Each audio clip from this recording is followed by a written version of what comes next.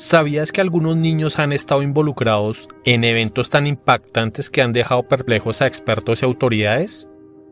¿Qué podría llevar a un niño a cometer un acto violento? En este video exploraremos los sorprendentes casos de 7 niños que a una edad inimaginable se vieron envueltos en situaciones que cambiaron sus vidas y las de quienes los rodeaban.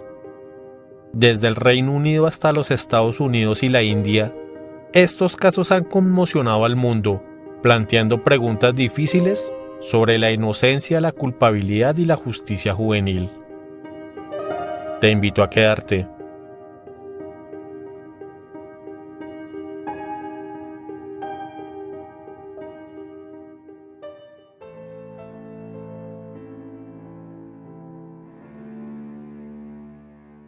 El 7 de agosto de 1997, en Pensilvania, Estados Unidos, Un caso estremecedor dejó atónitos a todos. Jordan Brown, de tan solo 11 años, fue juzgado y sentenciado a cadena perpetua como si se tratara de un adulto. ¿Pero qué sucedió realmente? Chris Brown, el padre de Jordan, estaba a punto de casarse con Kenzie Hogue, quien tenía 2 hijas, Janesha y Adaline. La pareja, emocionada, planeaba su boda y se preparaba para recibir un nuevo bebé. La familia se había mudado a una granja en una zona boscosa, donde todos, incluido Jordan, parecían felices y emocionados con la llegada del nuevo miembro. La mañana de la tragedia, Jordan y su hermanastra Janesha se preparaban para ir a la escuela, mientras Kenzie y la pequeña Adaline se quedaban en casa. Chris se había ido a trabajar, aunque Kenzie le había pedido que se quedara, sintiendo que el bebé podría llegar pronto. A las 9 de la mañana, los jardineros que trabajaban en la propiedad vieron a Adaline llorando y gritando. Al llegar la policía encontraron a Kenzie en su cama gravemente herida. Tanto ella como su hijo no nacido habían fallecido. Inicialmente las sospechas recayeron sobre Chris, pero su coartada sólida lo descartó. Poco después la policía centró su atención en Jordan. Descubrieron que Chris había regalado a su hijo una escopeta de tamaño infantil, y los oficiales afirmaron que olía a pólvora reciente. Además, Jordan había cambiado su versión de los hechos, lo que aumentó así las sospechas. Janesha, la hermanastra, testificó que vio a Jordan jugando con armas y escuchó un fuerte ruido dentro de la casa antes de irse al autobús. La familia de Kenzie describió a Jordan como problemático y celoso del nuevo bebé, lo que llevó a la policía a concluir que él era el culpable. En Pensilvania, un crimen de esta magnitud automáticamente trataba a los menores como adultos, por lo que Jordan pasó años en prisión esperando su juicio. Sin embargo, la evidencia era cuestionable. El oficial que afirmó oler pólvora no tenía entrenamiento adecuado y no se realizaron pruebas para detectar residuos de pólvora en las manos de Jordan. La casa no fue examinada a fondo y había otros posibles sospechosos, incluyendo el exnovio de Kenzie, Adam Harvey. Este tenía un historial violento y un camión negro como el que Jordan había mencionado inicialmente. En 2018, la Suprema Corte de Pensilvania decidió liberar a Jordan, quien posteriormente estudió justicia criminal y se convirtió en abogado. Ahora, demanda al cuerpo policial por arrebatarle su infancia.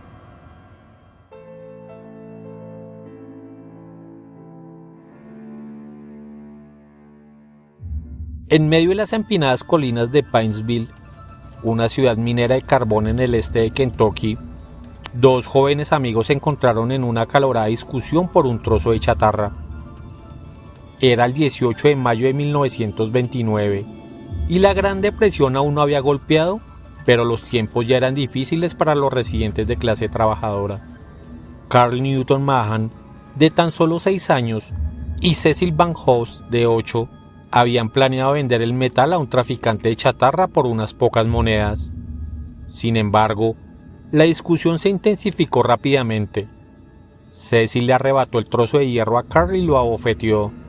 Enfurecido y humillado, Carl corrió a casa, se subió a una silla y tomó la escopeta calibre 12 de su padre que estaba guardada sobre la puerta.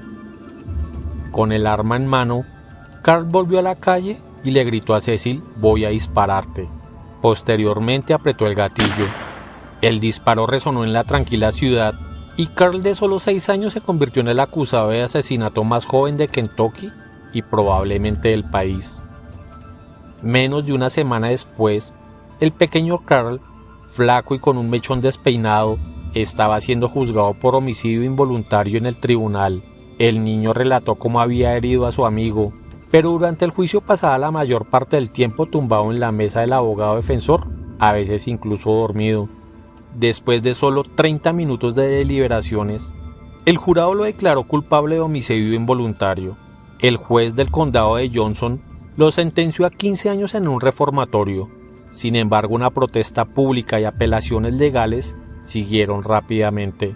La sentencia de Carl dividió a la opinión pública. Algunos pensaban que era demasiado severa, otros que era insuficiente. Finalmente, un juez del tribunal de circuito anuló la condena declarando que el juez del condado había excedido su autoridad al permitir que Carl fuera juzgado penalmente ante un jurado. En un giro sorprendente, el fiscal general de Kentucky revisó el caso y decidió no tomar ninguna medida, permitiendo que Carl permaneciera con sus padres. La cobertura mediática de la época mostró a Carl como un convicto, pero también como un niño en el tierno abrazo de su madre. Personas de todo el país enviaron cartas de consuelo y asombro a la familia de Carl. Carl finalmente creció fuera del reformatorio, pero su vida posterior permanece en gran parte desconocida. Se mudó al condado de Jefferson y murió a la edad de 35 años en 1958.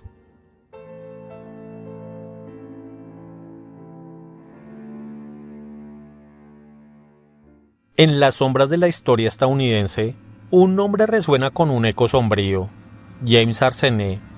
Este joven cherokee se convirtió en el niño más joven condenado a muerte y ejecutado en los Estados Unidos. Su historia, marcada por la tragedia y la injusticia, sigue siendo un tema de debate y reflexión.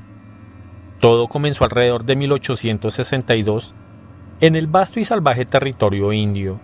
A la edad de tan solo 10 años, James Arsenault, junto con un adulto cherokee llamado William Parchmel, observó a William Feigl, un ciudadano sueco, haciendo una compra en una tienda. Decidieron seguirlo y a unas 2 millas de Fort Gibson lo alcanzaron. Con la intención de robarlo, le dispararon 6 veces antes de aplastarle el cráneo con una piedra. La recompensa por tan brutal acto fue escasa, apenas 25 centavos y unas botas. James Arsenault fue arrestado y juzgado por este crimen atroz. Sin embargo, logró escapar y permaneció libre durante más de una década. Finalmente, a los 23 años fue capturado nuevamente y llevado ante la justicia por el mariscal adjunto Andrews. El infame juez de la horca, Isaac Parker, presidió su ejecución en Forest Smith, Arkansas, el 18 de junio de 1885. Los detalles de la vida de Arsenault y su verdadera edad han sido difíciles de verificar debido a la falta de registros precisos del territorio indio en las décadas de 1870 y 1880. Sin embargo, los documentos confirman que Arsenault siempre sostuvo que tenía 10 años cuando se cometió el crimen en 1872.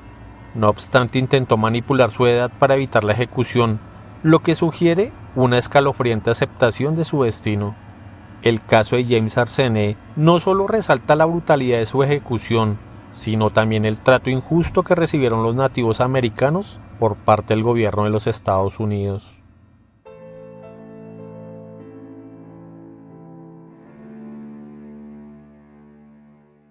Lionel Tate, con solo 12 años, se convirtió en el niño más joven de la historia estadounidense en ser condenado a cadena perpetua sin posibilidad de libertad condicional. Su caso, ocurrido en Florida, generó un intenso debate sobre la justicia juvenil y la capacidad de los niños para comprender las consecuencias de sus acciones. El 28 de julio de 1999, Tiffany Eunice, de 6 años, fue invitada por la madre de Lionel, Caitlin, a pasar la noche en su casa. Durante un breve momento en que Caitlin estaba en el piso superior, Lionel y Tiffany se quedaron solos. En cuestión de minutos, una tragedia irreparable ocurrió. Lionel, quien posteriormente alegó que estaba imitando movimientos de lucha libre que había visto en televisión, causó la muerte a Tiffany. Según el informe forense, Tiffany sufrió lesiones graves, incluyendo un cráneo fracturado, costillas rotas y daños en varios órganos internos. En su juicio, Lionel fue juzgado como adulto y condenado a cadena perpetua sin posibilidad de libertad condicional. Esta sentencia desató toda una ola de críticas tanto a nivel nacional como internacional, ya que muchos consideraron que la condena era excesiva para un niño tan joven. En 2004, la condena fue anulada tras un acuerdo de culpabilidad y Lionel fue liberado bajo libertad condicional. Sin embargo, su vida no mejoró. En 2005, fue arrestado nuevamente por violar su libertad condicional al portar un cuchillo. Luego, en 2006, fue arrestado por un robo a mano armada y sentenciado a 30 años de prisión.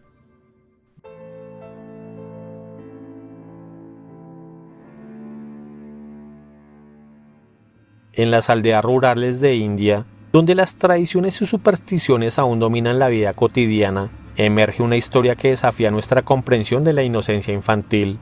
En la aldea de Muchahar, Bihar, El nombre de Amarjet Sada se convirtió en sinónimo de horror y desconcierto. Nacido en 1998, Sada, un niño de apenas 8 años, confesó haber cometido actos de violencia inimaginables.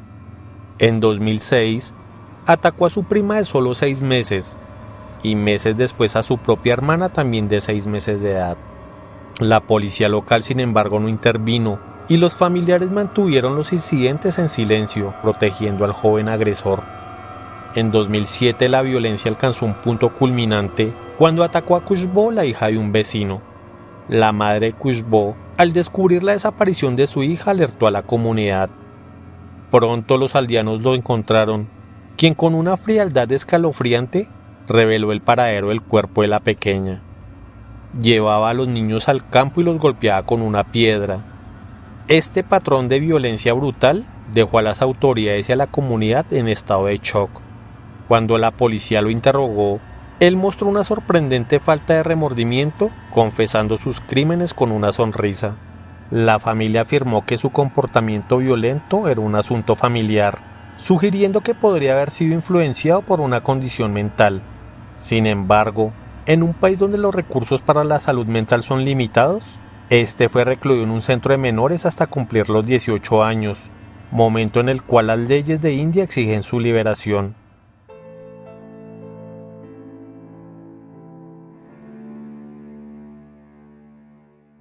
Mary Bell es un nombre que ha quedado grabado en la memoria de muchos como uno de los casos más perturbadores de asesinato infantil en la historia del Reino Unido. A la edad de solo 11 años, fue responsable de la muerte de 2 niños pequeños en 1968. Su caso no solo sacudió a la comunidad de Newcastle, sino que también planteó preguntas difíciles sobre la naturaleza del mal y la rehabilitación de los jóvenes delincuentes. El primer suceso tuvo lugar cuando Martin Brown, un pequeño de 4 años, fue hallado sin vida en una casa abandonada. Solo unos días después, otro niño, Brian Howie, de 3 años, fue encontrado sin vida en un terreno baldío. La policía inicialmente no conectó los dos incidentes, pero pronto emergieron detalles inquietantes que apuntaban a Mary. Mary y su amiga fueron vistas con Brian poco antes de su muerte. Las niñas habrían mostrado un comportamiento extraño, y Mary incluso había hablado de sus deseos de lastimar a otros niños. Finalmente, cada una acusó a la otra de lastimar a Brian. Durante el juicio, Mary fue encontrada culpable del homicidio involuntario debido a la responsabilidad disminuida, lo que sugiere que no podía comprender completamente la gravedad de sus acciones. Fue sentenciada a detención indefinida y pasó muchos años en varias instituciones antes de ser liberada en 1980. La publicación de Cries on Heart, donde Mary Bell contó su historia, fue polémica porque recibió un pago por su participación. La prensa criticó este pago y el gobierno de Tony Blair intentó impedir la publicación, argumentando que un criminal no debía lucrar con sus crímenes. Sin embargo, el intento no tuvo éxito. Mary, ahora con una nueva identidad, ha tratado de vivir una vida normal.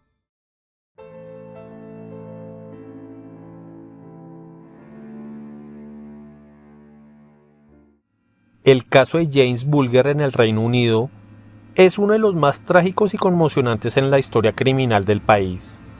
James, un niño de 2 años, fue secuestrado y asesinado en 1993 por 2 niños de 10 años, Robert Thompson y John Venables. El 12 de febrero de 1993, James Bulger fue secuestrado por los dos niños en un centro comercial en Bootle, cerca de Liverpool. Los chicos caminaron junto a Bulger unos 4 kilómetros a través de Liverpool. En un momento lo dejaron caer causándole heridas. Durante el juicio se reveló que uno de ellos aplicó pintura azul en el ojo izquierdo de Bulger. Posteriormente hubo un ataque violento con varios golpes. El cuerpo de James fue encontrado 2 días después en las vías del tren. Los dos chicos fueron arrestados y tras un juicio ampliamente publicitado fueron declarados culpables. Fueron los acusados más jóvenes en ser condenados por asesinato en la historia británica moderna. Tras su condena, ambos fueron liberados en 2001 con nuevas identidades bajo estrictas órdenes de anonimato. La naturaleza de los casos en los que los niños han cometido actos de violencia extrema desafía nuestras concepciones más fundamentales sobre la inocencia, la moralidad y el desarrollo humano. En primer lugar, es importante considerar el entorno en el que estos niños crecieron. La mayoría de los casos de niños involucrados en actos de violencia extrema revelan un trasfondo de abuso, negligencia o traumas psicológicos. Esto subraya la importancia de un entorno familiar y social que promueva la salud mental y emocional desde una edad temprana. La intervención temprana puede ser crucial para prevenir que los niños desarrollen comportamientos violentos. También es esencial abordar el impacto de la violencia mediática y cultural en los jóvenes. El acceso a contenidos violentos a través de la televisión, los videojuegos y otros medios puede influir en la percepción de los niños sobre la violencia y su aceptación como una forma de resolver conflictos. La supervisión y la educación en el uso de los medios son pasos fundamentales para mitigar estos riesgos. Finalmente, estos casos nos recuerdan la importancia de la empatía y la compasión en nuestra sociedad. Los niños que cometen actos violentos a menudo han sido víctimas de circunstancias trágicas y complejas. En lugar de responder solo con castigo, es crucial considerar cómo podemos apoyar mejor a los jóvenes vulnerables para prevenir futuros actos de violencia.